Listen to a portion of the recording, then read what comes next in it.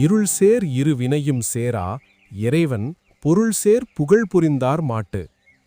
இந்தக் குறளுக்கு ஏற்ற ஒரு கதை. ஒரு ஊரில் முத்தன் என்ற மனிதன் வாழ்ந்தான். அவன் தினமும் கோவிலுக்குச் செல்வான், விளக்கு ஏற்றுவான். ஆனால் வெளியே வந்ததும் மற்றவர்களை ஏமாற்றுவான். அதே ஊரில் அரவிந்தன் என்ற இன்னொரு மனிதன் இருந்தான். அவன் பெரிய பூஜை எதுவும் செய்யவில்லை. ஆனால் பசித்தவனுக்கு உணவு கொடுத்தான், துன்பப்பட்டவருக்கு உதவி செய்தான், நேர்மையாக உழைத்தான், பொய் பேசவில்லை, யாருக்கும் தீங்கு நினைக்கவில்லை. ஒரு நாள் இருவருக்கும் பெரிய துன்பம் வந்தது. முத்தன் கேட்டான், நான் கடவுளை தினமும் வணங்குகிறேன், என்னிடம் ஏன் துன்பம்? அரவிந்தன் அமைதியாக இருந்தான். அப்போது ஒரு முதியவர் சொன்னார், இறைவன் இருளில் இல்லை, நல்ல செயலில் இருக்கிறார். தீய செயல் செய்தவரிடம் நன்மையும் தீமையும் ஒட்டிக்கொள்வது இயல்பு.